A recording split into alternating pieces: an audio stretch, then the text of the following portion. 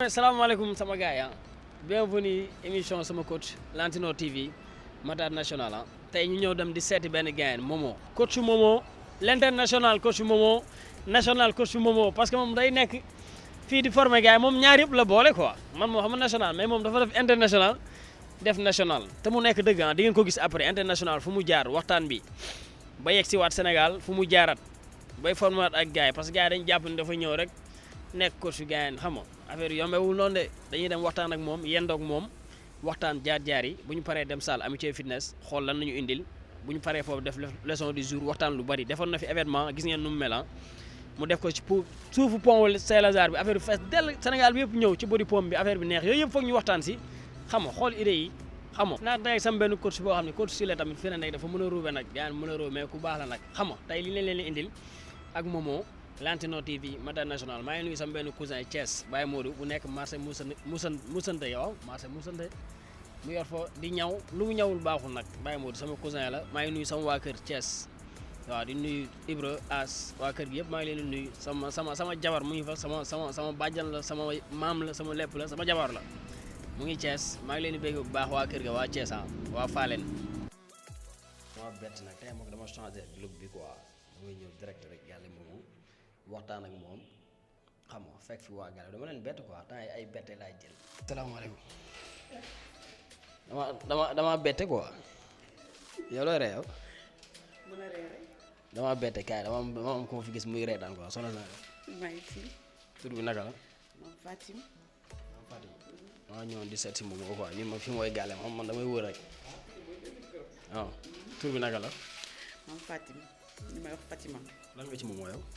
sama doom la sama rakk la sama xarit la sama coach la. dafa laa nag kii waa ne de waa sama doom la sama xarit la sama coach la. sama doom sama rakk sama xarit sama coach. waaw tey dañu ñëwoon yéen ak moom seet si ko dafa mooy émission sama coach mu nekk ci benn milieu sport ñu ñëw seet si ko waxtaan ak moom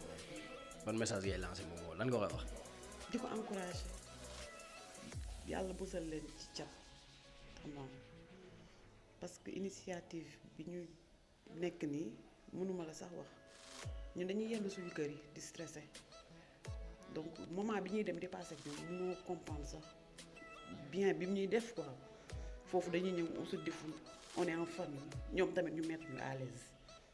donc on est une famille di leen ñaanal yàlla bàyyi leen li ñuy seetu ci seen sport bi mu sut seen njort daal. yow lan nga gis yow ci sport ba nga dalee sport ba léegi ban changement nga gis. Mentalement je suis bien mentalement et ça va tout dire. jeex na gisee naa ñu ñëw fekk ko fi moom sport moo ko def nii nee na mentalement rek comme sama coach la ñu yendoog moom waxtaan ak moom ci live ñu ñuy dundee monde fitness ñu ñëw tey yow nga nekk xaritam ngeen bokk liggéey bi lan nga ñuy wax ci moomu. bon li ma mën a wax ci moom bëri na saa yi. duggaguma ci affaire caay ak yooyu xam naa la yow da nga xaw a bànn. waaw bon maa ngi nuyu téléspectateurs yëpp ñuy seetaan ñu ngi leen di nuyu di am mbégte ak contentement ci ñëw bi ngeen fi ñëw comprendre c'est si Momo mon ami mon frère comme tout le monde le sait noonu la demee di rafetlu aussi émission bi initiative bi waaw dañ koy rafetlu bu baax a baax et puis di leen ci encourager bu baax a baax yàlla gën leen kattanal ba ngeen gën ko mën a ñoŋal moo mën a jëm kanam waaw. mais lan nga ñuy wax ci moom tey ñu Momo nekk ci milieu sport ngeen nekk sax yow yaa ngi ci biir boo koy conseillé lan nga koy wax pour mu yokk ak lu mu war a bàyyi. waaw bon moom yaakaar naa ni conseil yi du bëri xanaa dañ koy ñaanal waaye très franchement doon na ko am jom bëgg na li muy def gëm na ko te mën na ko voilà man ak moom c'était depuis lycée wala ñu xamante bon depuis boobu ba léegi il n'a jamais changé même nature bi même nit ki amul leen lu changé ci moom franchement même nit ki la voilà il est bien il est au top il est cool et puis franchement comme ni ngeen koy gisee noonu la mel naturellement job bi à ce qui concerne le travail moom xam nga il met le paquet quoi du bàyyi benn détail bu laajee xam-xam du koy dem uti ñëw teg ko bu laajee leneen mu ñëw indi ko ñëw teg voilà te franchement borom jom la ku bëgg lu muy def la ku gëm boppam aussi gëm boppam am respect ci doomu aadama moom bien vrai que jamante ne trop mais le respect est au-dessous quoi voilà. am yan relation yéen ñaar. relation waaw relation amitié sama doomu ndey la en fait c'est un frère loolu dafa am lu ko jiitu avant lii ñu ñëw lii gën koo dëggal gën ko ñoŋal tey ma saati wax la milieu bi ma ci nekkee tey yàlla ak moom bu ñu nekkee lycée la ma gëmloo ni man je peux être un coach lycée munoo yow mun nga nekk coach naka boy fii la ni mun a wéy loolu da nga lool mun a ma non da nga am ay potentialité yoo xamante ni en fait ku ko am bu gëmee boppam am lu mu liggéey tuuti rek mën na nekk coach ma ne ko waaye mun a fan ngay jaar ma ne ko léegi man nu may def ba doon coach fan laay jaar quoi mu ne ma bon man instant bi mënuma la kii parce que bon distance beeg yooyu noonu et puis moom mais vrai que mu ma si jiitu su ma juumul 1 an et quelque la ma si jiitoo mais boobu bon peut-être amul woon expérience su peut-être forme nit tu vois léegi mu jaar la ma ci coach ci Jéeme ma koy nuyu de passage Lamine Jéeme ma nekk fa quelque temps après jóge fa Mansour Diaw moom mu indi salle bi ma ñëw fekkaat fi moomu gisee yàlla def ma ñëwaat ñu fekkante fi affaire yi gën a nooy Mansour di ma teg ci yoon man tamit maa ngi koy nuyu de passage moom mu may teg ci yoon ma am ñaari yoon. ba tey ngeen formé benn équipe ba tey ñu formé benn équipe xam nga mu rafet loolu nag franchement. ngeen organisé événement affaire bi def coow. oui te bëgg nañ def yeneen ak yeneen incha allah liggéey baa ngi suñu kanam bon idée yaa ngi fi mentalité yaa ngi fi am nañ aussi ñoo xamante ni maanaam ñu ngi ñuy poussé nekk suñu ginnaaw muy amitié fitness ñu leen di nuyu de passage ñoom ñëpp big up les gars. dernier message moom lan nga koy wax. waaw mu yokk ak lu mu war a wàññi xam moom bànni la booy. waaw day maytu kii yi rek waaw maa ngi jégg waaw moom li ma koy wax moom mooy mu gën a bon jom ji moom mu ngi fi franchement moom am na ko ba mu doy waaw am na diine am na yar xanaa gën a fonkaat liggéeyam rek gën ko téye comme naan waa góor taxul góor doonaat beneen góor waaye tax na góor am jom nangoo job ba keroog muy. ñu ngi fii gaale moomoo ñëw nañ dugg day benn soxna mu waxtaan ci affaire sport wax ñu tuuti ci moomoo ñu ñëw fekk sa waay nag daj dëpp star mais sa waay. saa yi dégg ma star yaay star bi. mais nuyoo lan ngay nuyoo ba pare damay départ direct parce que yow lu ñu war a waxtaan moo bari ma. waaw mais di la nuyu Matar waaw di nuyu monde sport yëpp di nuyu képp kuy xam nga bëggee Lantinoor TV. voilà donc di am contentement trop tey di la recevoir fii tey ñu nar a waxtaanee lu bare voilà. waaw mais gis nga moom nuyoo na ñu war a waxtaan ak moom xam nga comme ni mu wax rek ñun tam ñuy nuyu moom sport nuyu coach yëpp Ngom Moussa grand yi ñoom ñëpp ñu ngi leen di bëggee si maa ngi lay nuyu moom muy ruube ci ginnaaw quoi xam moom gars yi dañuy ruube rek coach yi ñëpp a mën a ruube quoi mais sa waay début Momo dañuy départ direct Momo fu mu jógee. Momo de mu ngi nekk benn coach boo xamante ni genre nekkoon élève avant voilà donc bëgg sport aussi nekk koo xamante ni dafa bëgg sport et puis nekkoon gymnaste aussi quoi voilà doon compétir voilà je me rappelle en 2013 j'ai été champion d'Afrique en gymnastique oui au Congo voilà par la suite bëgg sport bi continuer comme ça ba après je me rappelle dans 2015 ñu war a équipe nationale instant boobu maa ngi équipe nationale aérobie voilà léegi ñu waroon a def benn diplôme international aérobie niveau 1 léegi président fédération bi mu ne ma diplôme bi dañ ko war a def en anglais alors que bon ñu nekkoon ci groupe bi je salue Laxaat de passage moo nekk instant boobu moo nekkoon coach équipe nationale mais moment boobu man maa ngi doon compétir. coach Laxaat quoi. coach Laxaat waaw moo nekkoon coach équipe nationale mais man moment boobu dama doon compétir athlète laa woon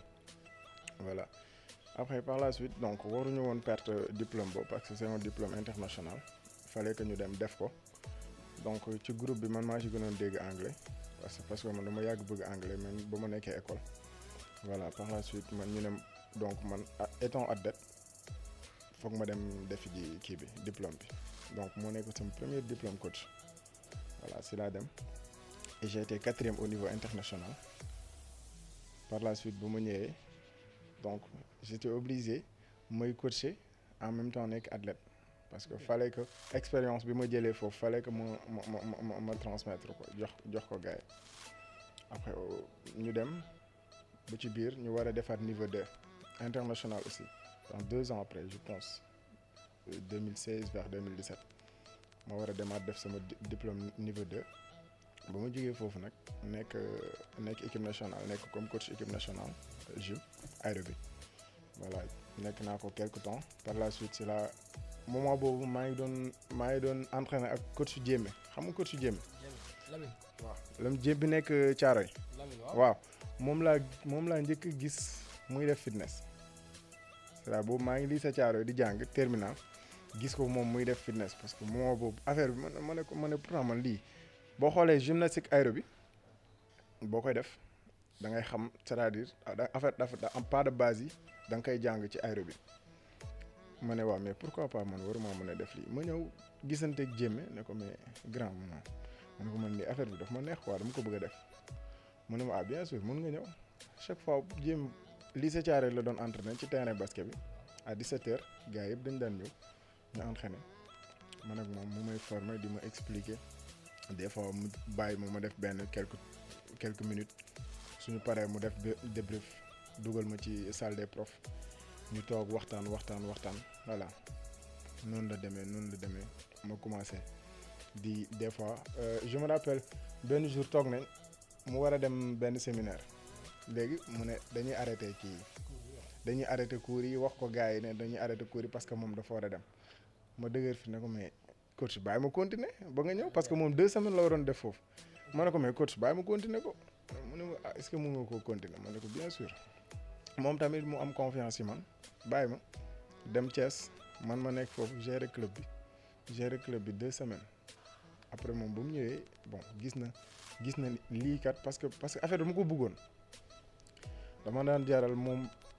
bon bu ma paree guddi gi du ma nelaw maa ngi xool ay vidéo maa ngi dem ci waaw en fait daf ma ko doon jar na moment boobu maa ngi woon dëkk Thiaroye quoi maa ngi woon dëkk yëmbal laa doon dëkk di jàngee lii sa Thiaroye voilà léegi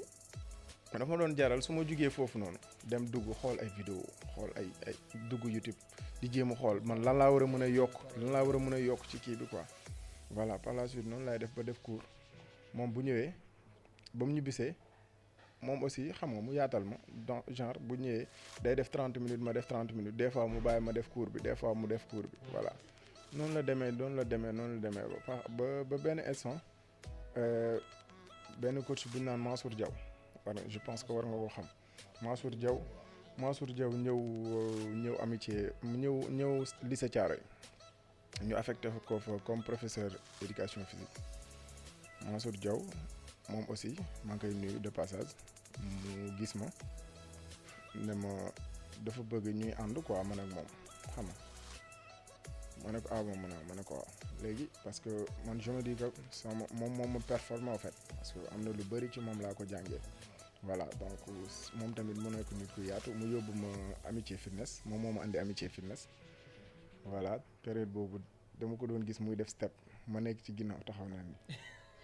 lii est-ce que nit mën na koo def parce que moment boobu daan nañ def step fële mais bon pas moom niveau bi mu andi step bi ma ne waaw lii am na non affaire dafa doon jaaxal quoi dama doon je me rappelle gis nga buñ demee say saal dinaa la woon ruq bi ma doon taxaw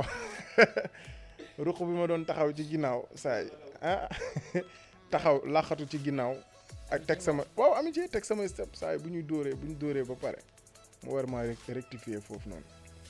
fa laay nekk non ba pare après par la suite may dem di dem ba amitié je me rappelle amitié premier jour ba may def cours damaa def cours gars yi génn parce que c'est-à-dire beneen niveau la da nga jóge banlieue bi ñëw fii war a def fekk fi beneen c'est-à-dire beneen mentalité beneen esprit nga ñëw nga commencé def cours nga gis ñi di jël seen sac di génn. parce que da ngay dem yow benn instant da ngay jàpp ni yow yaa ngi ci niveau bu nga nekk rek. c'est ça foofu la affaire yam loolu ñun ñëpp lañuy dala ñun ba ñuy soog a débuté ñun ñëpp. moment boobu yaa ngi foog ni yow fi mu ne nii yow aay nga dara du la tee ci kii mais nga ñëw gis beneen niveau nga war a ñëw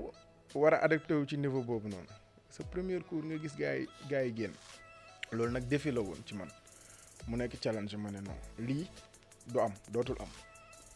man ñii dinaa leen bëgguloo sama cours par la force après ci laa dem continuer di liggéey encore di liggéey dama daan ñëw ci salle bi teel a ñëw ci salle bi teg sama step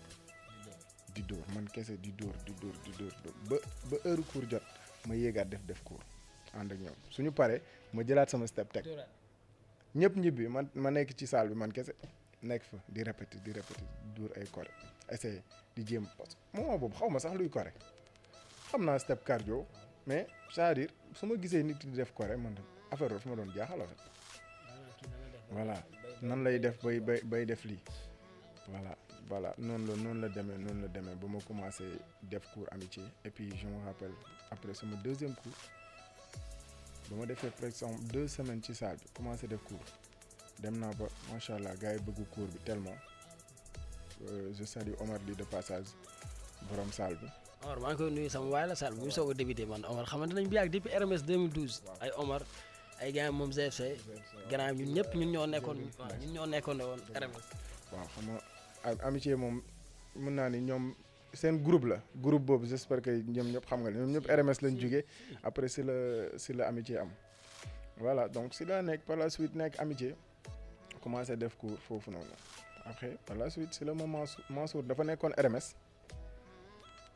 mu war a dem voyage mu jox ma cours am RMS mu ne ma dama bëgg nga dem gérer cours boobu parce que man du ma fi nekk quoi ma ne ko waaw d'accord foofu loolu ma dugal RMS ma dugg RMS xam nga voilà ci laa ñëw gis fa Babacar coach su Mbaye moom it ma gis ko muy def step ma ne kon ma à chaque fois man daal da ngay gis affaire yi di gën a changer quoi man lii ni mu fa demee noonu Mbaye tam di def mu nekk macha allah koo xamante ne aussi bu defee cours yow en fait tu as envie de faire cours en fait avec lui voilà ñuy dem man ak moom ñuy échange voilà je me rappelle am na benn jour ñu wàcc fekk la idéal waaw yàgg ñu dem ñu fekk la ngay def coré voilà moment boobu nag fekk affaire yi commencé na maa dugg affaire yi commencé na maa neex des fois dama doon wàcc sax ne ko Mbaye est-ce que duñ dem xooli ji mataar mu ne ko ok ñu dem ñu wàcc des fois dox ba idéal ànd xam moom it ñu liggéey RMS liggéey bu rafet franchement man maa doon def première heure après mu def deuxième heure voilà donc fa laa xamee ay ñoom grand yaro xam nga commencé dugg nag ci milieu bi. mais damay delluwaat parce que gars yi parfois dañuy gis nit ki di def benn affaire ñu yaakaar ni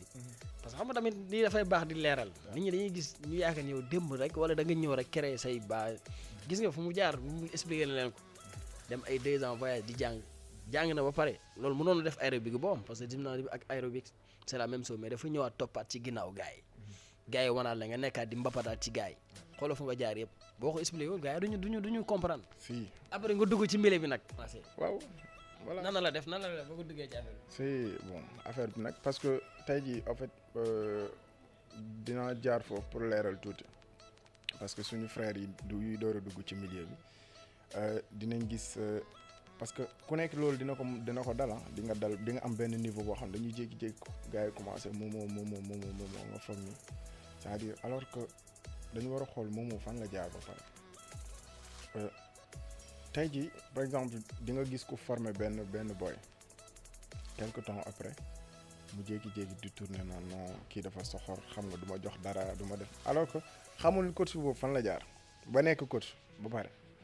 par exemple ma daal dama lay expliquer benn affaire rek dama doon war a jógee sama gaale yëmbal imagine toi war a jógee yëmbal ñëw amitié te 200 francs laa yor.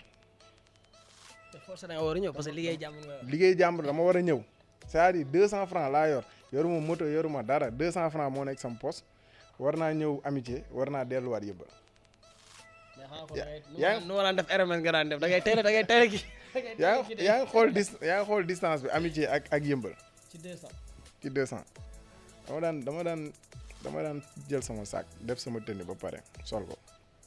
jël oto fay 100 francs ba buntu Pikine ma takk daal yi takk rek daw xëcc daw ba amitié ñëw toog récupérer tuuti fekk cours bi jot ma commencé def cours c'est-à-dire 200 c'est-à-dire benn 100 francs moo des moom laa war a def retour des fois nga ñëw xam nga des fois clients yi. des fois da nga toog sax parfois nga découragé affaire bi xaw a. non des fois da ngay dem ba yow dootoo ci bëgg dara mais benn instant lan moo lay amour bi moo lay bàyyi ci milieu bi parce que milieu bi bu la ci xaalis bàyyee doo ci sori nañu waxante dëgg parce que gis nga bis bu la boo ci duggee ndax xaalis doo ci sori parce que ñi ci duggoon par xaalis yëpp bàyyi nañ wala duñ ci yàgg ak tamit képp ku ci bëgg dugg ndax xaalis bu yeboo nga toog xam ne doo ci yàgg parce que bis boo toogee amoo ci xaalis nga dem sa mais ñun amour bi moo ñu parce que bëgg nañ gis nañ lii bëgg nañ ko war nañ ko mën a def war nañ egg benn niveau moo taxoon ñu jaral ñuy dox di daw war a def cours imagine toi nga war a def cours 1 heure de temps jógee buntu Pikine di daw ba am ci VDN bi non je te jure ñëw taxaw pour noppalu benn 30 minutes ngay noppalu nga war a defaat benn du une da ngay enchaîner ñaari cours ça parce que dama waroon ne damay def cours ba pare war a demaat jàngi jiwaat ak Mansour parce que man li ma yor je me dis que doy ma quoi bon su ma defee sama cours ba pare cours 18h bi dama war a xaar Mansour pour gis li muy def moom ma jéem a yokkaat sama niveau donc nekk ci loolu. gisatuñ jàng yooyu quoi en fait jàng yooyu wala liggéey yooyu instant bi gisatuñ ko lan problème bi léegi lan la ci booy. yaa xamti man je me dis que yaa xamti la parce que tey jii ñun ñëpp xam nañ formation yi li muy demee waaw ñun ñëpp dem nañ def ay formation parce que formation 2 jours 3 jours xam nga maxi 1 mois sax taxul nga nekk coach c'est-à-dire formation pour nga am sa diplôme la mu sécuriser la léegi coach bu xamul loolu nag yaa ngi nax sa bopp boo foogee ne boo jógee ci formation yow tu es bien yaa ngi nax sa bopp. non mais attends léegi man pour man dama gis benn affaire ni booy ñoo nangootul gis benn moomoo bëgg nañu yaakaar ni rek defal nañu dañoo cours rek bokk ngeen stade bi rek yéen a tolloo même niveau dootuñu jàng problème bi nekkul foofu. waaw mais modestie en fait parce que tey jii da ngay gis benn coach bu ñëw ci salle def benn cours client yi naan booy yaa fi ne mu ne maag moomoo ñoo yem niveau wala maag Matar ñoo yem niveau alors que c'est-à-dire ñëpp egg nañ niveau boobu c'est-à-dire di nga toll benn niveau boo xam ne da ngay jeune da ngay def cours di tëb di dal di naaw xool ñu naan moomu dafa taxaw client yi moom c'est-à-dire loolu la ñu bëgg quoi li leen émerveillé dafa yomb par rapport ak benn coach bu taxaw di la seetaan xam li ngay liggéey donc yow coach bi nga xamante ni yow yaa nangoo jàng da ngay c'est-à-dire ak lépp luñ la mënta wax yow sa retour lan la nga war a toog déglu ne man damaa ñëw pour jàng c'est-à-dire kii Matar mii damaa ñëw ci moom pour jàng donc lépp lu mu def lépp lu mu ma def ma dama ko war a accepter mais booy nangu boobu amatuñ ko c'est-à-dire wala ñi ko am sax bëriwul wala da ngay gis koo xamante ni tey ji damay wax par exemple damay jox exemple Goudiaby coach Goudiaby ba muy ñëw Sano boobu pourtant defagul INSEPS diplôme mi ngi INSEPS di jàng mais defagul diplôme coaching bi par la suite mu ñëw Sano donc foofu la ñuy wax foofu lay wax kër gu mag voilà mu ñëw fa di jàng man ak laxaat ñu ngi fa woon xam nga je me rappelle ba ñuy def step coré moom tamit affaire daf ko jaaxaloon par la suite et puis nekk na fa presque 1 an moment boobu mu demaat INSEPS dem defi ji formation ba mu defee ba pare pourtant amoon na ay proposition amoon na ñu taxaw naan ko ay salle quoi yu ko doon woo mais day ñëw di ma expliquer mais moom jàng bi moo ko ëppaloon solo dafa toogaat c'est-à-dire presque toogaat na beneen 1 an yoo xamante ni da doon jàngaat. mais est-ce que loolu moo tax mu gis résultat. mais différence bi day feeñoo parce que mais bu fekkee ni yow da nga mën nga benn ñaari pas ñetti pas nga ne yow mën nga ba da ngaa war a dem ci salle di lekk xaalis di fayeeku c'est-à-dire gis nga salle yëpp c'est-à-dire mën naa ni salle da ngay am na salle boo xam ne da ngay dem. problème boobu tamit est-ce que nekkul ci borom salle yi bëggul yomb. waaw moom laa bëgg expliquer nii mooy bëggul yomb da ngay dem ci benn salle bi tey jii boo xamee ne bu woowee benn Matar da ngay fay benn 20 000 séance gis benn booy bu jógee fee ne ko boo ma fayee 2500 ma defal la cours mais 20 000 ak 2500 léegi daanaka xaaral ma jël booy bi exploité ko léegi nag coach bi moom moo war a am xel xam ni kii daf may exploité mais moom xam instant boobu moom du gis loolu moo xam lan la gis def cours moom def cours rek mooy neex ci moom na def cours rey boppam kañang su paree dem def statut mais après par la suite lay comprendre xam ni moom eggul benn niveau parce que day dem benn moment jékki-jékki beneen coach yaa ngi ko doon wax sànq léegi beneen coach ñëw ci salle gars yi teg ko ne le c'est-à-dire et puis début dafa am solo. parce que niveau bi du feeñ en fait. non amul niveau parce que base dafa am solo niveau c'est-à-dire imagine toi gis nga tey ji benn mos naa ko wax sama benn élève benn boy waxal ma koy former ma ne ko bon est-ce que xam nga ni tey ji benn image bu ñu lay jël au début mun na yàq sa carrière yëpp ma ne ko am na benn image bu ñuy gis yow mun na yàq sa carrière yëpp des fois duñ comprendre parce que tey jii nga gis benn nga dem benn di def benn cours def ay bêtises ñu filmer la tas la ci réseaux sociaux yi léegi déjà borom saal yi dañuy xool dañuy gis nga ñëw fa par exemple pour ñu jël la mu xool ne ah kii moo doon def vidéo kii xamul dara dama sa mais kooku yàq na sa image ak alors que même boo demee ba nekkaat au top sax moom image boobu lay gis yow clients yi tamit image boobu la ñuy gis yow dañ naan ah kii xamul dara. mooy jàng ci kanamu élèves yi rek. c'est ça mooy jàng ci kanam élèves c'est-à-dire en fait. parce que yow sànq da nga wax lu am solo yow nu nga doon jàngee ñun noonu lañu doon jàngee. bu ñu daan def cours Sakura maa ngi koy nuyu de passage dañ naan bu ñuy def cours yéen dem leen ci ginnaaw élèves wala ngeen taxaw ci kanam def cours ak ñun ba pare bu cours bi jeexee dañu doon jël. voilà jàngal ñu jàng voilà c'est-à-dire temps boobu nag la peut-être coach yu bëri amatul tey jii nga def cours ba pare war a toog jàngaat wala nga ñëw avant cours bi pour jàng c'est-à-dire loolu moo jafe léegi quoi. mais boo yaa leen di jiitu léegi de yow mu leen di kii yaa leen jiitu bu ñu paree jëlaat seen sac wekkoo taxaw di waxtaan ak kii laan dellu ñoom léegi star lañu quoi. booy kay léegi ay star lañ moom saa yi moom moo tax rek saa yi métier bi c'est-à-dire man métier yëpp la laay wax sax métier boo tarbiwul doo gis njëriñ bi amul secret métier boo tarbiwul c'est-à-dire def ci liñ ci war a def doo gis njëriñ li c'est-à-dire toogal même fekkee 2 ans 3 ans 4 ans mais toogal ba c'est-à-dire ba am benn niveau bi door a génn même boo génnee continuer di jàng parce que jàng du wees tey jii moomoo ba léegi day jàng Matar mi tey jii ba léegi am na loo xamante ne day xëy xool dem jàngi ji mais boo taxawee nga yem benn niveau nga ne yow man de léegi taxaw naa macha allah xam nga gars yi ñu ngi naan moomoo foog moo si nekk mu ngi nax boppam beneen jour lay gis beneen coach bu ko gën a taxaw ñëw créer loo xam ne amul c'est-à-dire loo xam ne moom mosu koo def parce que nit ñi tamit dañu yor seen bët di xool sa client wala sa client dem beneen salle tey jii boo xoolee tey jii monde fitness ñëppay demalante donc yow coach bi ci boppam c'est-à-dire tu dois être complet c'est-à-dire complet boobu mooy lan man dama yàgg wax ni coach waroon nekk benn niveau bañ ne c'est-à-dire kii lii rek la mën ay parce que tey jii concept bu ñu la fëgg war nga ci mën a am benn base c'est mënoo def lépp tey jii mën nañ ne kii kat lii mooy spécialité am mais bu ñu la fëggee ci beneen concept war nga mën a def sa cours normal waaw parce que en fait nit ñi clients yi dañuy xool dañuy gis xam nañ li nekk ci salle yi mais da ngay am na clients yoo xamante ni yàlla xam na ne bu ñu demee ci benn salle dañuy xeeb seen coach c'est vrai mais loolu nag yow coach yow yaa ko war a éviter sa bopp parce que coach des fois dina dem ba benn niveau dootul jàngati donc tubaab dana ki cesse d'apprendre cesse d'enseigner c'est-à-dire képp koo xam ne da nga arrêté jàng rek yow da nga war a arrêté jàngale waratoo jàngale voilà parce que benn niveau nga yem donc niveau boobu nag gars yi nañ jéem a. léegi nekkul il est temps booy jël benn temps boo xam dañ koy def ci formation yi exemple ñu bañ a bàyyi initial 2 jours rek di ray seen bopp ak affaire yi. waaw li ma leen wax mooy ñu jël seen temps ci formation yi rek jàngaat ba mu mokk boo amee c'est vrai que da nga war a dem uti ji diplôme mooy nga sécuriser sa bopp c'est-à-dire diplôme bi base bi lañ lay jàngal léegi base bi lan moo koy développer mooy lan dem jàngi ji dem côtoyer benn coach boo xamante ni sa xel dal na ci moom muy Matar muy Momo muy keneen ak keneen xam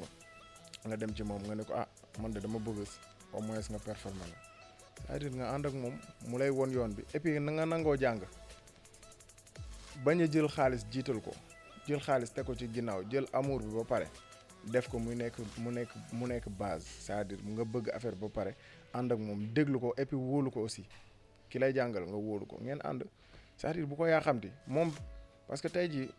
boo demee ba pare rek moom dina xam ni yow pare nga parce que coach bu la nangoo bàyyi ci kaw podium ne la defal ma cours kooku xam ni pare nga tey jii Matar doo former benn booy nga xam ni kii xamul dara nga jox ko sa cours ne ko defal ma cours donc bis boo ko wóoloo ne ko defal ma cours rek yow bu ci séentu dara mais xamal ni kii day xool ndax pare naa wala parewu ma donc léegi nag des fois da ngay former booy sax jox ko sa cours ne ko defal ma cours moom pour moom da nga ko war a fay après non nañu waxante après parce que phénomène bi c'est vrai que coaching bi changé na léegi changé na parce que tey da ngay ñëw dugg ci saal yi booy da ngay gis koo xamante ne xaalis moo ko andi am na ñoo xam ne nag dañoo bëgg par exemple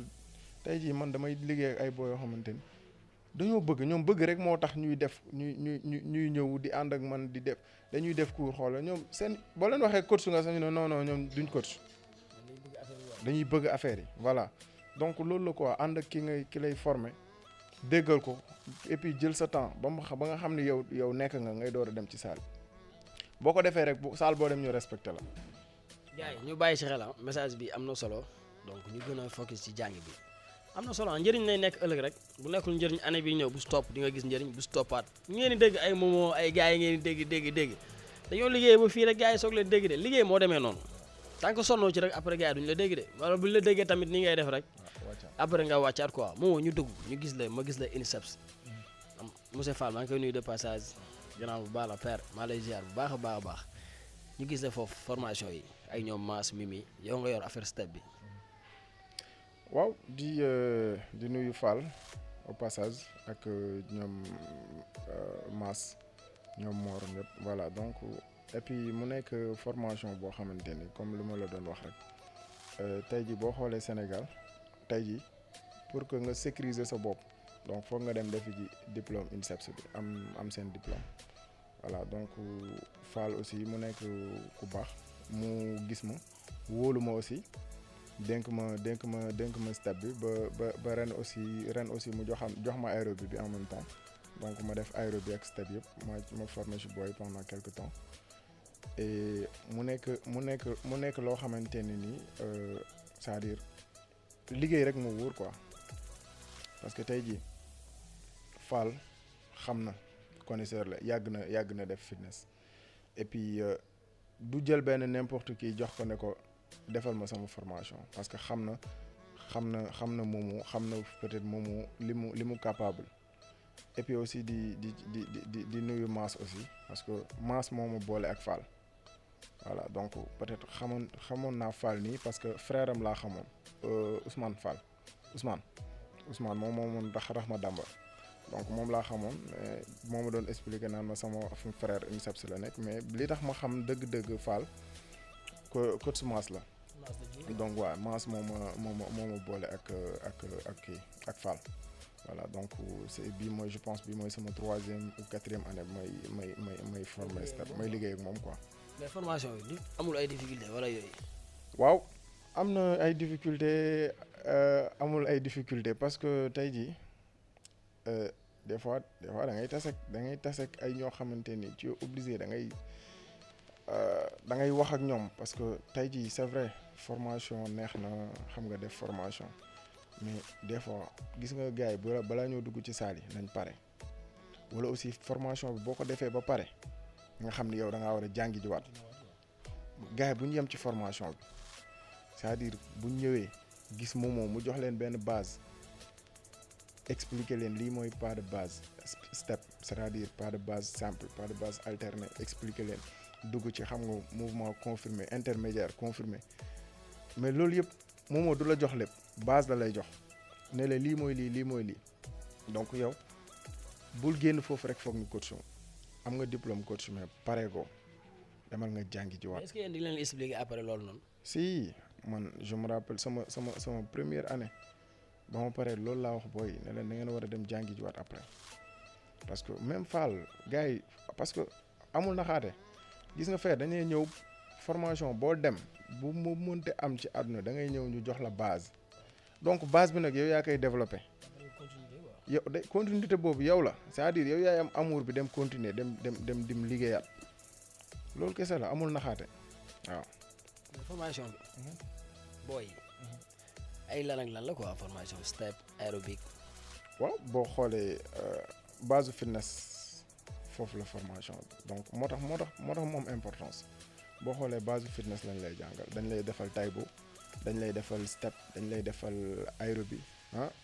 voilà donc boo xoolee loolu yëpp loolu bu xasee ba nekk ci yow coach bi et puis boo ko développé rek da ngay complet. mais foofu dafa am problème. parce que booy léegi bëgguñu loolu en fait ñoom dañu bëgg tëb rek ñun la attaque combat body pump. waaw parce que dañu comprendre boo xoolee tey jii coach yu mag yi ngay gis suñ la waxee fii ñu jaar tey jii coach yi ngay gis tey jii ñu def attaque mu rafet ñu def combat mu rafet et suñ la waxee fii ñu jaar da ngay xam ni ñii def nañ aérobie def nañ step dañ cee galère bay bëgg a dee tey jii boo xoolee benn Mor coach Mor que je salue au passage Mor bu la defalee taïbo da ngay kontaan donc Mor bu taxawee body combat da ngay kontaan parce que am na base bi voilà donc tey jii par exemple coach Thiam par exemple l'autre jour man ak moom ñoo defandoo step parce que booy dañoo foogoon ni mënul step. gis naa seen. voilà l'autre jour man ak moom ñoo yéegandoo ci kaw defandoo step court ba pare mu dem parce que en fait fallait que booy il pensait que ñoom Thiam du def step wala dara alors que c'est-à-dire coach boo gis tey jii muy Matar muy Thiam coach boo dégg tey jii ñu koy wax parce que jaar na ci base bi parce que gis nga loo amul base tey jii boo xoolee les mille si seen formation sax boo demee da ngay dem ñu jàngalaat la base donc lépp base la voilà donc nag INSEPS peut-être man je me dis que looloo tax formation bi am importance parce que boo ñëwee base fitness lañ lay jàngal voilà soo paree nag parce que boo jugee ci base bi nit yi pas que ni non man gisuma fa body attaque gisuma fa body combat. problème bi foofu la nekk nag. voilà léegi nag loolu body attaque beeg body combat bi après lay ñëw day fekk maîtriser nga base bi ba pare boo maîtriser base ba pare après nga dem war a former wu jiwaat ci combat war a former wu waat ci attaque war a former waat ci pompe yow boo maîtriser base boobu si boppam boo toogee di def concept sax da ngay xam ni lii c'est-à-dire base bi mu ngi ci man ba pare donc loolu day yomb ci yow. waaw mais mooy dugg école rek. bu nga def terminal gain te commencé ça xam nga mënoo dugg école rek tëb dem def examen donc da ngay jàng jaar ci base bi di jàng ba egg benn niveau bi voilà mais mënoo tëb rek tey jii nga ne ah non damaa war a dem defi ji lii voilà donc base bi daal saay ñu gën ci bàyyi xel quoi. waaw mais gars yi chaque jour loolu la ñuy wax Moussa da koy wax Sakoro di ko wax gars yi bari di ko wax mais comme ni ngay wax rek yàgg rek da nga fay mujjee parce que boo fa mujjeewul moom coach bu ngay soxla yow sa bopp je pense que doo qualifié foofu en fait kon nañu bàyyi xel ci loolu moom après géej waaye ngeen formé fa benn groupe ñoom bira affaire yi ngeen commencé nekk taxaw bi nag di yëngal gars yi nu mu demee noonu yéen. GFC waaw maa ngi nuyu gars yi ñoom bira Thiam gars yëpp ñoom Pape Camara. waaw GFC waaw mu nekk team boo xamante ni peut-être man bira moo ma ci woo. parce que temps boobu man Médié laa xamoon quoi Médié Babou laa njëkk a xamanteel c'est un frère voilà ñu nekkandoo woon Rahma aussi avant GFC sax y avait G3M Events tu te rappelles ñoo doon def gym plage yeeg yooyu man Babou Mansour voilà donc après par la suite si la ma Babou boole ak kii Bira léegi Bira ne ma bon pourquoi pas nga ñëw GFC ñu liggéey si laa commencé dem GFC si laa xamante Pape Camara si ñoom Pape Camara ñoom Thiam xam nga y'avait ñoom Sala xam nga y'avait d'autres coachs quoi voilà donc foofu laa commencé def concept voilà avant daaw ma def concept aérobie laa doon def step ay bâton xam nga ak yooyu noonu laa doon def voilà donc ba ma par la suite après ba ma demee GFC si laa commencé def concept commencé def attaque combat après nag si laa fa fekkoon ñoom coach Thiam et autres et puis mu nekkoon ku disponible je me rappelle fu bu affaire yi génnoon xam nga Thiam moo doon woo ne ma saa yi affaire yi génn na nii xam nga mu nekk koo xamante ni partage facilement dañ doon def am partage c'est-à-dire boo xoolee peut-être team bi bëri na woon mais boo xoolee ba léegi moom laa ci gën a déggool tout le temps ñooy nekk xam nga lu muy def daf may woo man nit aussi lu ma koy def dama koy woo mu nekk un frère moom tamit voilà que je salue de passage léegi GFC aussi doon nekk team boo xamante ni gars yi dañ doon def ay master class génn partout xam nga rek mooy loolu doon répété ndoo ensemble les chorés et autres voilà. mais après mu tas quoi la moo ko tas.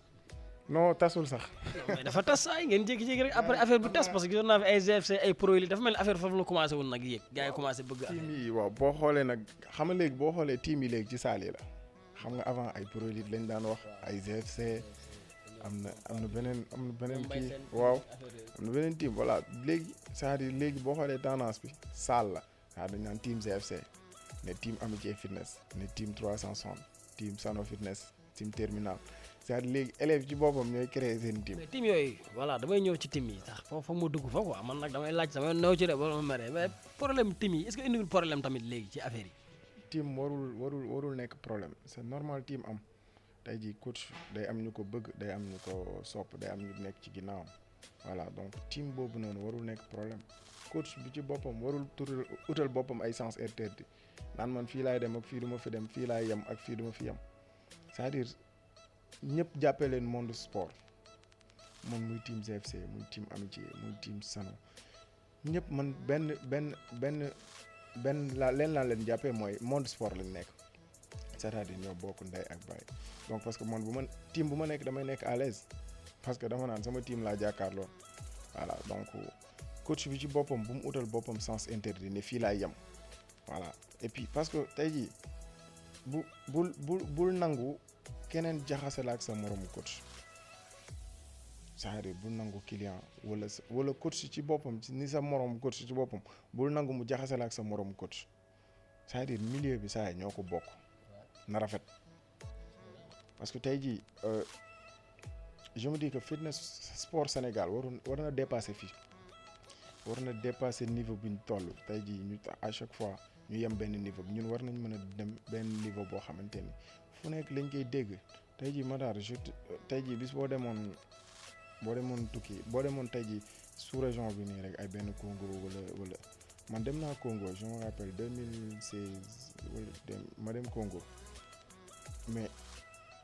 ki ma gisoon foofu muy coach et puis moom moo nekk coach bu mag bi yàlla xam ne ni niveau bi mu am c'est-à-dire sama élève sax amul niveau boobu c'est-à-dire sama élève sax rus na def cours boobu mais boo xoolee moom samedi stade bi lay dem gars yi tegal ko ay sono mel ni concert bu mag non je te jure waa ji moom mooy taxaw yéeg def cours gars yëpp ay génn ñëpp ay génn c'est-à-dire imagine toi kooku niveau bi mu yem bene la je me rappelle bene la waa ji stade bene bi lay defee chaque samedi ñëpp ay génn c'est-à-dire cours boobu dañ koy préparer benn 2 heures de temps waa ji entreprise yeeg ñëpp ay ñëw sponsoriser ko dañ te billaay Matar su waa ji boo gisoon muy def cours yow da nga naan lii du cours kii li muy def nii dafa yebaate parce que moment boobu ñoo waroon defandoo suñ niveau 2 ba ñuy def suñ niveau 2 waa ji ba ma xoolee ba pare mu ne ndax nee na ndax man extérieur laa jàngee quoi ndax man li may def nii nekkul niveau Afrique ma ne ko non man fii laa jàngee. non mais Sénégal am nañu niveau mais esprit. mais moom imagine toi ba muy def yeneen coach yëpp dañoo ñëw soutenir ko chaque jour dañuy ñëw chaque samedi c'est-à-dire dañuy ñëw coach yi ci boppam ñooy yore organisation bi est-ce que yaa ngi imaginer coach yi ñoom ñooy ñëw yore organisation bi moom day ñëw yéeg dóor après kii dem. donc ñun problème boobu dañ koy am fii parce que mooy lu ma la wax sànq rek nee na ñun ñëpp comme ni nga ko wax dafa am solo ñu déggoo mais déggoo bi gaa dañ koy wax nii rek parfois moom moo day am événement benn Matar toog fee bëgg événement bi yàqu wala bëgg événement bi ñu ne ak 5 personnes fi ne ñu dafay organiser événement si gars yi ne waaye saa 3 personnes fa nekkoon de. waaw mais loolu moo ñu tardel parce que tey jii jubóo bi ñuy wax à chaque fois xam nga ku taxaw naa non ñoo bokk ndey ñoo bokk baay alors que gëmuñu ko moo tax da ngay gis ku nekk dañuy mujjee réticent ku nekk toog sa coin da ngay parce que da ngay tiit man des fois damay gis loo xam ne ci milieu bi damay tiit donc doo wóolu kenn parce que tey jii mbooloo bi ñuy wax ni dafa waroon a dëggu suñu biir mu nekk loo xam ne ci biir xool yi lay jóge tey jii moom moo bu organiser ñëpp coach yëpp bàyyi li ñuy def ñëw jàppale ko bu keneen organiser ñëpp bàyyi li ñuy def ñëw jàppale ko mais am na koo xamante ni peut-être mu ngi ñëw ci événement bi sax mu ngi naan yàlla bu événement bi réussir te alors que coach la comme ça morom moom bu ñëwee ci événement bi faay lay xool alors que mu jógee war a këram ñëw pour gis réussite mais faay la fay gis lay jéem a trouver foofu noonu donc ñu bàyyi loolu en fait bàyyi critique bi kii xamul dara kii mën na dara kii xamul dara kii def na dara en fait ça n'a pas de sens li am sens mooy lan tey jii dama am habitude di ko wax tey jii nga gis kii ni mu ngi niveau bi suba nga gis ko ci beneen niveau nga xam ne kii évolué na évolution moo am sens mais yem fi nga yem ba pare naan kii xamul dara ça n'a pas de sens ñu bàyyi critique bi gëm suñu bopp c'est-à-dire liggéey tey jii képp coach bu nekk fii tey jii boo eggi niveau boo egg yow yaa fa yóbbu sa bopp donc gars yi nañ gëm suñu bopp quoi tey jii bu ñu gisee Momo niveau bi bu ñu demee dans quelque temps après ñu xam ne kat Momo kat évolué na nit ci boppam noonu la war a mesurer boppam bu toogee man su ma toogee ne depuis 1 an maa ngi nii c'est-à-dire par exemple ma jël si salaire par exemple man man de li ma doon fayeeku laay fayeeku ba léegi naa xam ne kat man liggéeyuma 1 an li ma doon fayeeku ba léegi laay fayeeku man man de liggéeyuma wax dëgg yàlla war naa xoolaat sama bopp ñuy def autocritique ku nekk jéem a yokk sa niveau ba pare bañ a nekk fii naan ay kii xamul dara kii deful nii kii def ça n'a pas de sens amul sens gis nga ki nga naan xamul dara peut-être moom am na benn ruxam boo xam ne mu ngi fay gagné loo xam ne gagné woo ko yow taxaw fii naan Momo xamul dara Momo niveau bii la yow Momo niveau bii la alors que Momo mu ngi ci ay tindalam di lijjanti loo xamante ne yow mënoo ko lijjanti. c'est que da nga wax lu am solo sax niveau bi du foofu. mais du foofu. niveau bi du foofu fu mu nekk mooy xool na ngay yow nan ngay avancer yow ko ci ba pare beneen mooy xool objectif ku fi ñëw ni la man lii laa bëgg nga xool yow loo koy jëlee ci niveau bi yóbbu ko ci niveau man avancement foofu laa ko gis. mais loolu mooy avancement avancement ci yow ba pare nga xam ne yow kat coach bi tey jii mënoo woon def cours bi léegi yaa ngi koy def normalement nga xam ni kat yow ci concept yi nga yemoon yaa ngi def beneen concept nga xam ne kii kat avancé na say kii mu dem ci say client nga ne kii kat ba muy ñëw si man da doon diree ko fi mu ne nii yéegal naa ko niveau bi mais loolu moo jara ndamu mais man maa gën a ay coach bi man maa dàq coach bi mais da ngay gis coach boo xamante ne nga ne yow maa ko gën a ay kooku moo la ëpp xaalis téeméeri junni nga taxaw fii naan non kii maa ko dàq non kii li ma def du ko def te kooku bu xëyee li muy fayeeku weer yow doo fayeeku xaaj bi mais li ngay wax noonu après ban sens la am ay kii maa ko dàq li te moo la raw téeméeri junni yoon di dawal otom di la romb mais loolu amul sens donc gars yi nañ gëm suñu bopp te liggéey bàyyi ay critiques yi amul benn sens voilà yu jëmalewuñu fenn quoi daf ñuy tardel rek. waaw mais waxtaan bi neex na mais Momo ci yan projet na nekk à part coaching bi gars yi wax rek. man de saa yi maa ngi nii rek man daal maa ngi ci monde sport bi voilà donc. non mais di nga am ci ay projet yoo nekk wala bëgg nga ubbi saal wala dara saa yi nag tamit. xam nga liñ naan bitik mbagg xam nga jaaykatu bitik mbagg boo xar xolam. boutique nga ciy fekk magasin nga ciy fekk waaw moo nekk ci xolu coach yëpp tey jii man nag je vais pas dire salle man je vais viser loin man je parle de complexe en fait tey jii loolu moo manqué Sénégal investisseurs yi pourquoi pas ñu investir ci ay complexe parce que tey jii xam-xam baa ngi fi mais boo xoolee tey jii benn mbër am combat dem ba extérieur dem préparer wu lan moo ko manqué fu muy récupérer matériel bu doy bu muy defee sport loolu moo ko manqué c'est-à-dire dafa ci wax nga ne non gars yi dañ ñoo xeeb mais dañ ñoo xeeb est-ce que am nañ salle bi gars yi di soxla fële tey jii pourquoi investisseurs yi gars yi di investir du ñu investir si salle boo xamante ni ay hectares la am terrain de foot am basket am lépp tout ce qui est sport mu am fa am hôtel ci biir nga xam ne da ngay internet mbër bi ci biir di xool lekkam di xool récupération pourquoi pas Sénégal waruñu ko mën a am mais imagine toi bu nga amoon benn Lagros par exemple nga wut fa ay hectares ubbi fa foo xam ne day am hôtel ci biir mbër bi bu ñëwee bu waree préparer combat 3 mois wala 1 mois da nga koy jël yow coach bi yaay xool lekkam yow yaay xool c'est-à-dire nga utal ko diététicien c'est-à-dire ut koo xam ne moo koy surveiller ba appel sax téléphone sax heure bi mu koy jël ak bu mu ko dul jël mais kooku par force day am résultat. mais sa gars yi bëgg nañ ko mais espace bi. mais espace am na fi de. waaw espace foog nga nekk politicien de xam wax nank nag. xam affaire yi moom gars yi. mais gars yi investir gars yi mën nañ investir c'est-à-dire dañu yaakaarul ne loolu mën na dem en fait mais tey jii képp ku amoon fit investir si loolu. ñemewuñ ko quoi. non ñemewuñ ko en fait. mais loolu foog nga nekk comme sa genre yi ñoo xam ne mu ngi ci milieu bi. waaw loolu la ça tey jii sama genre peut-être wala coach yu mag yi nañ en fait nañ xalaat ci loolu. rek c'est-à-dire gars yi xam sport bëgg sport c'est-à-dire loolu dafay laaj sax gars yi dem ba ci ministre du sport waxtaan ak moom c'est-à-dire et puis mu jaral leen ñu ut espace bu mag def fa complexe boo xamante ni lépp lay am parce que fii da ngay dégg complexe mais du complexe dañu waxante dëgg.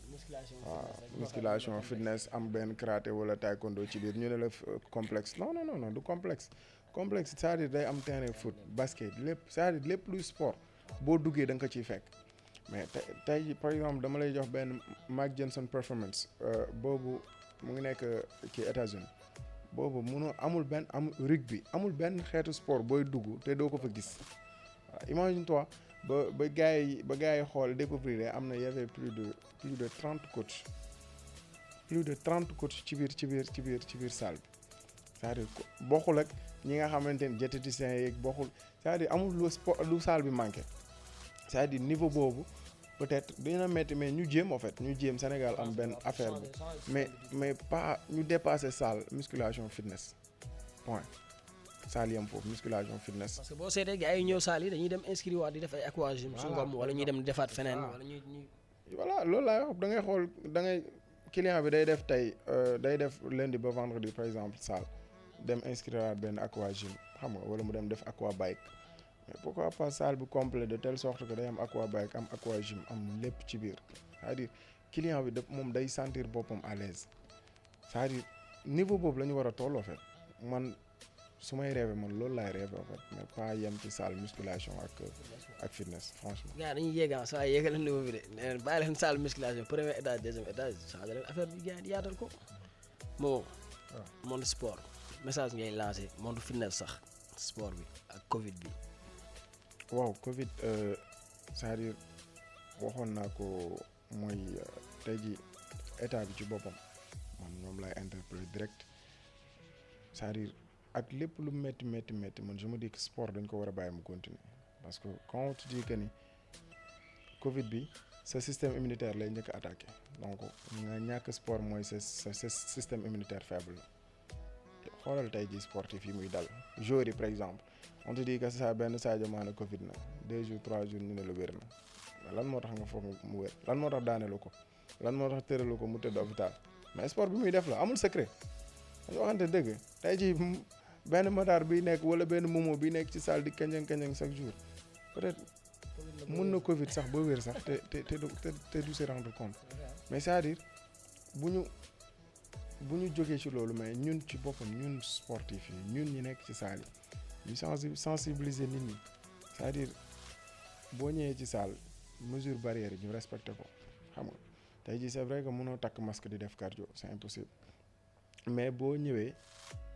mu am benn distanciation gars yi def seen cours suñu paree. mais gars yi jëloon nañ ko mais temps yi dañ ko bàyyiwaat. waaw mais dañ ko bàyyi mais gars yi nañ ci bàyyi xel quoi ñu def suñu distanciation xam nga gars yi def seen sport bu ñu paree solaat seen masque utiliser gel saal yi bañ a manqué gel bañ a manqué dara xam nga xamante ni tey jii képp ku ñëw sa xel dina dal voilà donc et puis gars yi gën a déggoowaat quoi waaw li may wax rek. benn jour wax naa ko coach Ngom ma ne ko mais pourquoi nuit des arts martiaux li muy am pourquoi nuit de fitness warul am. te organiser lu neex. voilà bu nekkoon benn bopp imagine loolu stade. ma ne ko xanaa ko xoolal ci am li mu organiser le 5. waaw ngeen organiser ñaari journée yu neex. Archef ñëw organiser fii. ma organiser fii mais tey jii monde sport war nañ mën a trouver loo xamante ni tey jii. benn date la boo xamante ni dañuy xam ni képp kuy bëgg fitness da nga ciy fekk tey jii lu gën a c'est-à-dire lu wan ni ñun demuñu rek mooy boo xoolee gars yi randonnée am nañ fédération mais fédération fitness est-ce que gis nga ko te boo xoolee gars yi randonnée dañuy woo benn coach pour mu diriger randonnée bi mais après ñoom ma woo ay randonnée ma koy diriger ñu fay ma sayaat ko. jeex na yow ñaata randonnée nga diriger par exemple man par exemple wala Ngom wala keneen ak keneen. mais ñoom dem ba am seen fédération bopp coach yi mënuñoo am seen fédération est-ce que xam nga ni gars yi dañuy compétir ci step di compétir ci en fait mais Sénégal amul benn fédération bu koy def. pourtant maa ngi bëgg ñu gérer yoo xam naa dañ ci waxtaan après xool benn projet boo xam ni ay compétition lay nekk ñoo organiser. normalement Sénégal waroon na mën a def loolu mais doo gis compétition loolu tey jii. non mais bu ñu ko deful ñun ñu def ñun ñu créé suñu affaire. ah maa lay déglu fi kay yaay Matar international kay. non national bàyyi ma fii rek. yaay international waaw step war en fait gars yi muy step muy aéro bi xam nga. gars yi non dencal loolu après ñu teg ci bàyyil ba caméra yi wàcc gars yi tamit xam nga gars yi da ngay wax léegi suba nga gis leen saa ñu dóor ko yàq ko nag waaw. sa dernier message monde fitness ban message ngay lancé. monde fitness li may lancé mooy keroog wax naa ko l'autre jour mën na leen c'est-à-dire coach yi nga xam ne ñu ngi def aéro bi wala step man loolu ci tiens dama si kii ñu bañ a yem ci base bi c'est-à-dire def benn talon genou à chaque fois client bu demee day ennuyé c'est-à-dire def affaire daf koy soof waaw li tax ñuy critiquer aéro bi ak kii am na ñoo xam dañ koy critiquer li tax ñu koy critiquer parce que coach yi koy def ñoo yem benn niveau tey jii dañuy gis Momo changé sax ñu ne waaye Momo day fecc rek deful aéro bi alors que Momo dafa développé aéro bi tey jii j'ai créé lu ñu naan aéromix je commence à faire aéromix tey jii lu ne dégg naa ko ci Momo day fecc li muy def nekkul aéro bi alors que tey jii ki naan Momo li muy def du aéro bi dafa waroon a ñëw laaj Momo lii mooy lan aéromix bi mooy lan tey parce que Momo lépp lu muy def mën na la ko expliquer ci xam-xam la ko teg donc nga war a bañ a yem niveau bu baax boobu noonu yem ci benn niveau aéro bi boo xamante ne ku ñëw sa salle benn mouvement boobu la fay gis chaque jour c'est-à-dire développer sa aéro bi tey jii boo xoolee créé naa benn aéromix boo xamante ni dama koy def ak ay son yoo xamante ni c'est des coupures de 5 à 6 minutes tey jii nga dem ci Les Mills mu defal la ay coupures son 5-6 minutes ma defal la aéromix même chose tey jii yow pourquoi pas. ñu ne lee moo baax li baaxul. waaw léegi yow. da nga ñuul quoi gars yi dañoo xeex. waaw parce que non parce que coach bi def aéro bi mooy ñëw à chaque fois benn mix lay teg talon genou talon 3 fois 1 2 3 4 5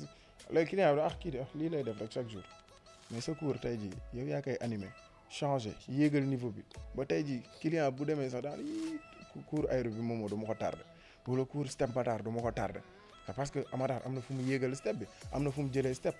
tey jii Matar bu fekkoon à chaque fois basique ngay def yéeg wàcc 1 2 3 yem ci côté Matar ku ñëw sa cours benn yoon ñaari yoon day toog dana xam naa li muy def donc boo xoolee Les Mills li tax ñuy changer chaque 3 mois ñu changer beneen kii mais loolu la changer musique changer kii mais c'est-à-dire aéro bi tam loolu la war a wala step loolu la war a dem chaque 3 mois wala chaque pas 3 mois chaque boo defee sa cours. beneen yoon nga ñëw jéem a def beneen affaire beneen yoon nga ñëw jéem a changer c'est-à-dire foofu niveau boobu la ñu war a toll en fait war a dépasser ay gars yi nañ yéegal gars yi nañ jàngi ñun ñëpp nañ dem jàngi bàyyi coow li xam ne affaire bi xam-xam la parce que gis nga sport dina dem ba benn niveau boo xam ne ku amul xam-xam da ngay toog amul caaxaan commencé na tey jii liñ na par exemple coaching personnel tey jii ku amul xam-xam doo def coaching personnel am na nag ñuy def coaching personnel te amuñu xam-xam mais tey jii boo amul xam-xam ñu jox la yaramu jàmbur nga ne da nga ko war a gérer te xamoo muscle c'est-à-dire benn muscle xamoo nu mu tudd tey jii tey jii nit ki ñëw ne la dama am problème genou wala dama am benn nerf sciatique wala rupture ligament croisé tey jii nga ñëw ray ko dem defloo ko ay squat wala defloo ko loo xamante ni mun na ko gaañ tey jii kooku bu gaañoo bu demee daf lay porte plainte c'est-à-dire donc gars yi nañ dem jàngi ji xam-xam baa ngi fi niveau baa ngi fi mais nañ ko yokk quoi. gars yi waxtaan bi neex na ay xam-xam waxoon naa la ko ci début sa waay lu leer lay wax xam nga ñu koy dégg tamit dañuy dégg lu leer dañ jàngi chaque jour même chose la gars yi di wax ñu jàngi yokk xam-xam bi xam nga tegu ci raay bi jéem a avancer niveau bi tam dafa wax dëgg tamit. sa ñëw moom waxtaan na jaar yi parcours yi xam nga yeddaat booy parce que tamit gars yi parfois dañuy gis moom du ñu xam fan la jógee dafa am solo quoi ñu gis Matar du ñu xam fan la jógee. jékki-jékki ñu rek nekk ay coach ku ci nekk daa am si loo nekkoon après affaire bi neex la nga dugg xam nga amul bi fekk si la nga def ay formation jàng gars yi di la jàngal ay 200 na doon dem di daw di jóge caaro di daw ba VDN man day gisuma benn booy bu koy def xam nga ñëw tey yegg si niveau bi xam-xam bi dégg ngeen waxtaan bi ñu jël ko INSEP muy former ay booy aérobic step yombul donc kon niveau bi mu ngi fi mais ni ñuy développer affaire bi moo fi newul esprit yi nañ boolaat esprit yi ñu nekk benn jéem a xool luy avancé wu nag du ay wax ak yooyu teg pas jiital beneen gauche droite ñu avancé loo jéem a xool lu avancé loo fitness Sénégal moomoo sa plat préféré ak couleur bi gars yi xam nga yooyu nañuy jéem a laaj xam nga yow jaaytaar nga. man moom sama plat préféré yaasa la quoi yaasa dama ko bëgg. yaa ngi wax lu ma gëj a lekk nag yaasa. dama ko bëgg de moom mooy sama plat préféré moom. Mbaa dama la gën a lekk dama ko bëgg.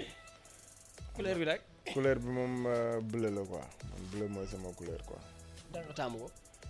bleu moom daf maa neex rek bleu moom ba ma nekkee élève ba léegi moo presque ñi ma bokkaloon classe sax ba léegi xam nañ ko bleu moom dama doon xëy par exemple lundi ba kii xool lu ma sol dina am bleu. non ndax bëgg couleur bleu rek non xam nga nag ak léegi di nga sol yeneen couleur mais bon ba léegi moom mooy resté sama couleur préférée moom franchement. waaw mais gars pare gu ñu de dañuy dem salle. waaw dañuy dem salle des na dañuy dem salle léegi nii. xam-xam day génnaat de dañuy demaat salle xool lan la ñuy indil xam nga bu ñu paree concept bi foofu noonu mu defal ñu benn affaire après ñu waxtaan si bon kon dañuy dem salle ban heure dañuy dem wala ñu dem léegi nii. non est-ce que duñu. non dañuy añ ba pare de. saa yi. waaw moo tax ma ne est-ce que duñu añ ba pare xaw a dal tuuti laal lëwal. soo ko dem door a dem salle. waaw kon jeex na kon gars yi léegi.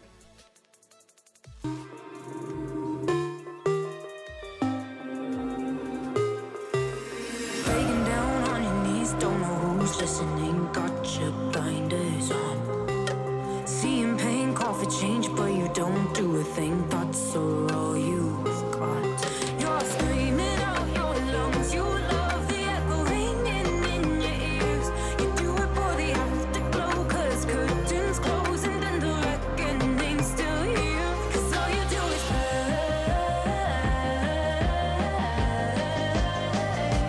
Tell me how you pray.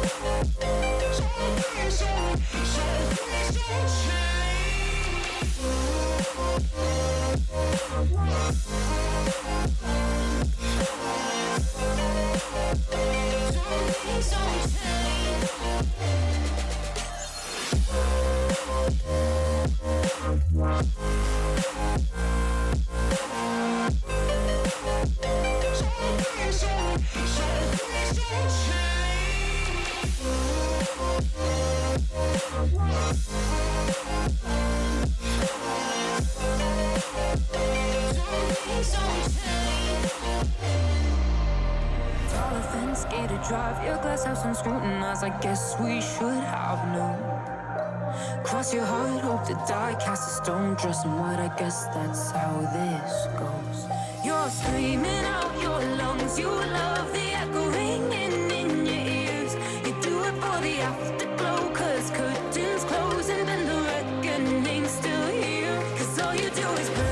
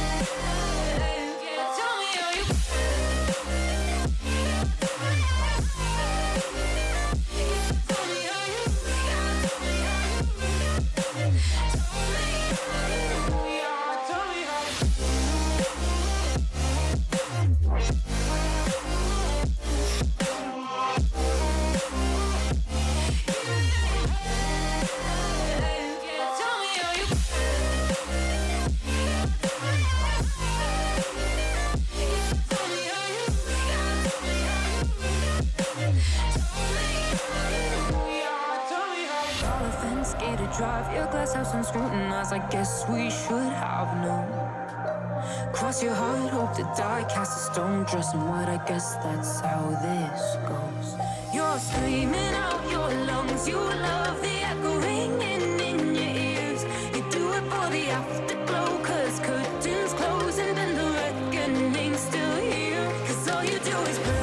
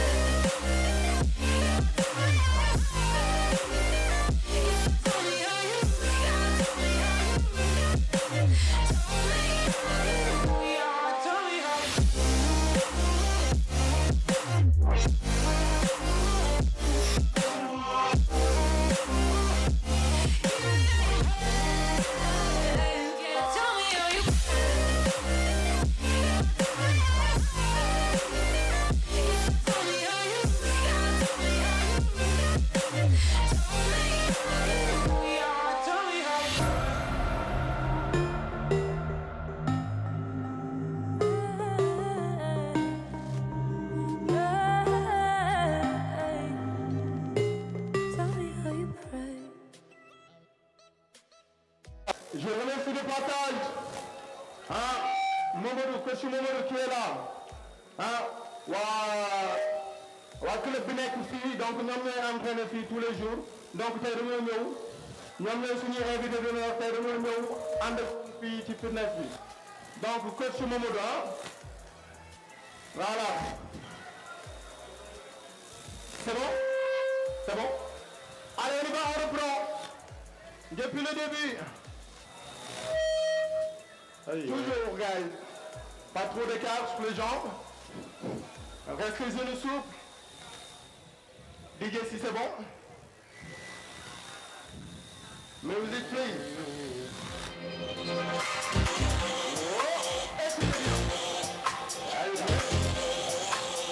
Last night I had a dream. Was up in the clouds, was finally free. I heard a choir started to sing the songs that we sang when you were with me. I never thought I'd be so high. There's no need for me to hide. All I need is right here with me now. I can feel it in my bones, almost like I'm coming home. Nothing in this world can bring me down. I've been searching for a sign. Everything is gonna be alright. Got no religion, but tonight, baby, I got heaven on my mind. Now I'm standing in the light.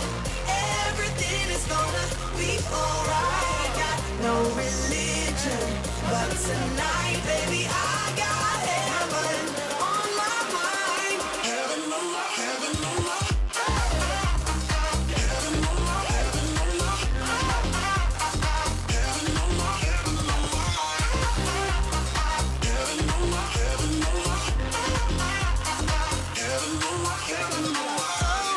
Angel of mine, you're all I need to reach paradise. All of my worries and fears I carried away when you were near. I never thought I'd be so high. There's no need for me to hide. All I need is right here with me now. I can feel it in my bones, almost like I'm coming home. Nothing in this world can bring me down. I've been searching for a sign. Everything is gonna be alright. Got no religion, but tonight, baby, I got heaven on my mind. Now I'm standing in the light. Everything is gonna be alright. Got no religion, but tonight, baby, I got heaven on my mind. Heaven on my, heaven on my.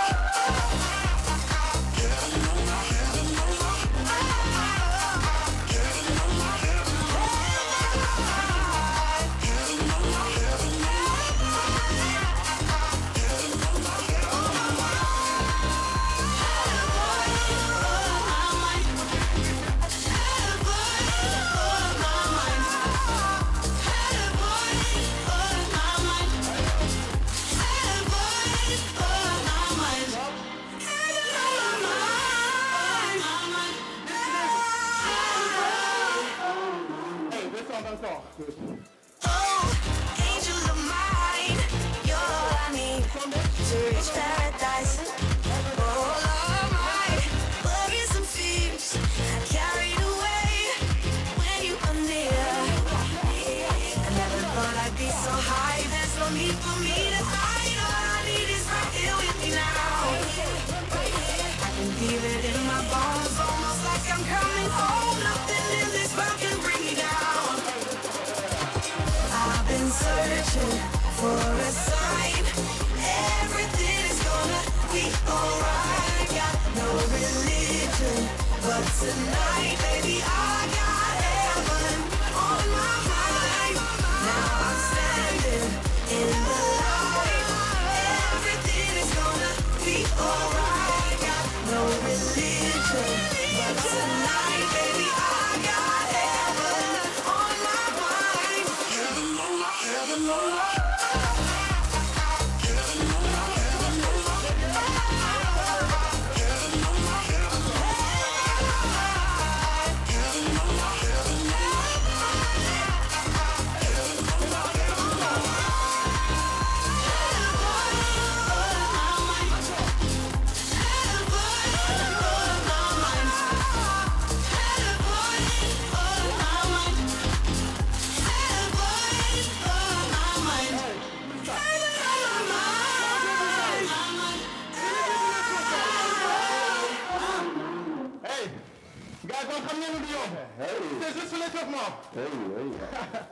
Hey team.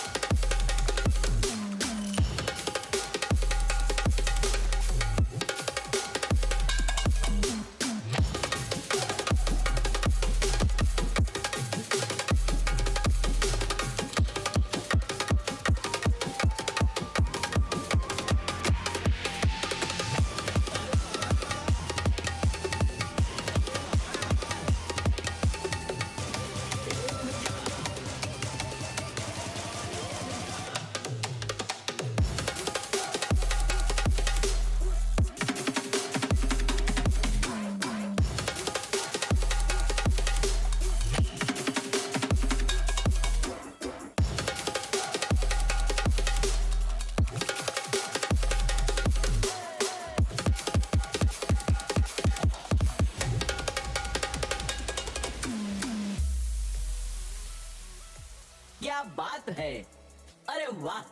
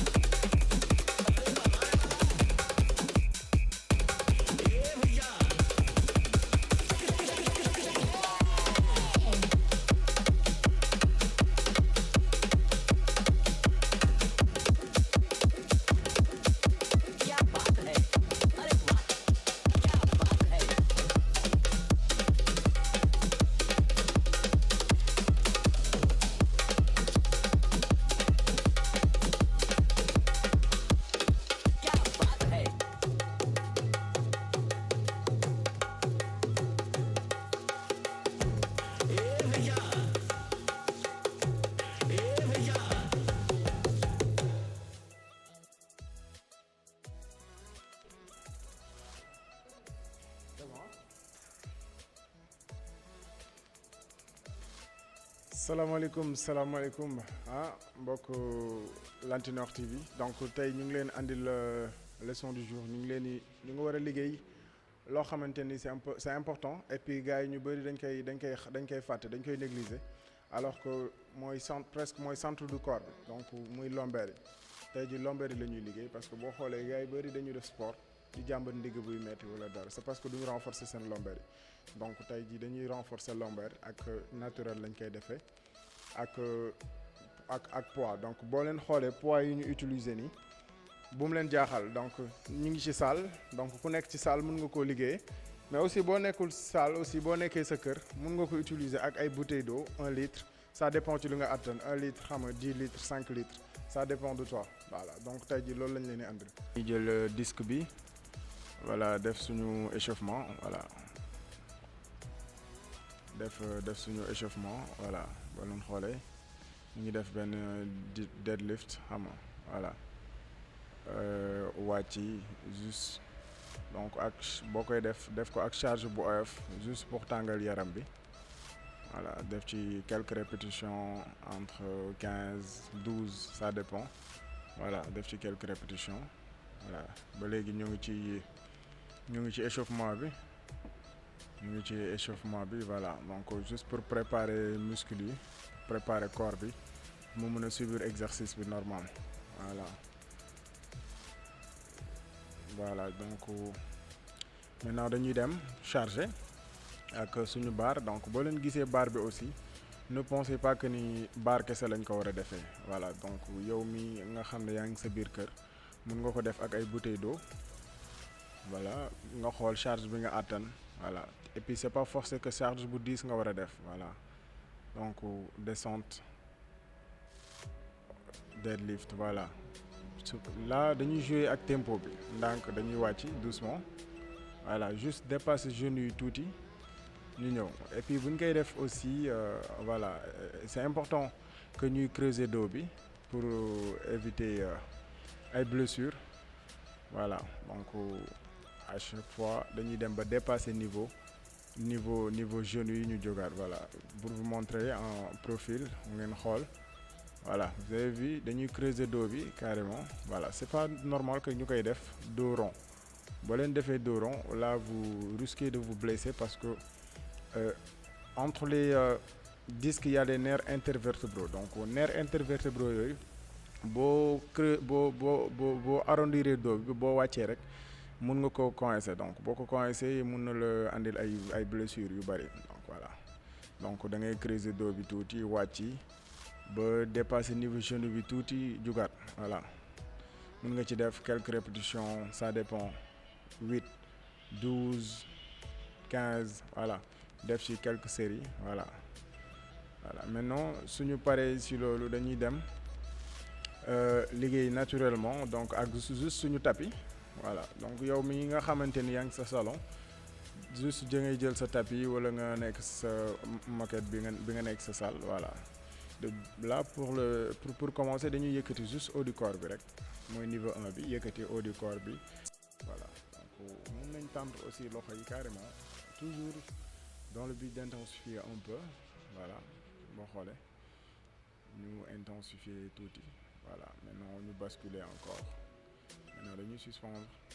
haut du corps bi ak bas du corps bi yëpp day jugandoo wàccandoo ensemble et voilà da ngeen di sentir carrément que di bas du dos bi mu ngi am benn contraction aussi mun nga wàccee haut du corps bi bàyyi juste bas du corps bi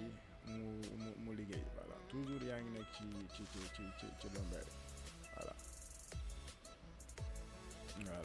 mun nga aussi liggéey en unilatéral benn tànk ak benn loxo bi mais bras jambe opposé quoi voilà j'avais vu toujours exercice yëpp mun nga ko def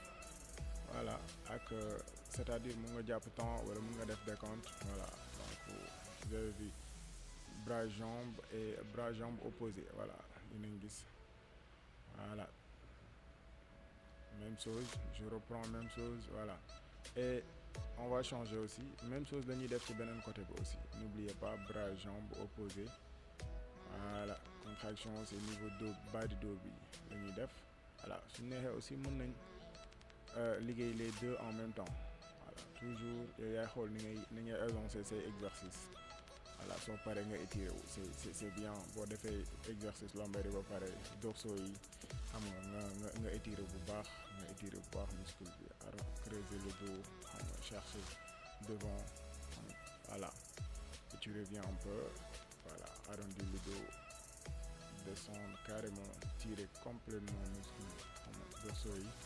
et revenir voilà c'était tout pour aujourd'hui donc lii lañ leen andiloon tey. bëgguñu woon mu jeex mais tamit xam nga émission bi day am fin xam naa ni am na ñoo xam moom foog ma leen beral loo ñuy def ay 4 numéro parce que waxtaan bi dafay am solo en fait affaire bi neex na ñëpp gis nañ seen bopp bala maa jógee nag ma am sama benn cousin boo xam ne Thiès na ne di ñaw Baye Modou mu nekk marché mu sënde képp kuy ñaw Thiès yoru olof te demoo foofu moom saay 2 jours nga koy sol de boo ko solee 2 jours nga koy sol mu yàqu Baye Modou dem leen mu ngi marché mu sënde Thiès sama cousin la di nuyu waa Gale yëpp waa Thiès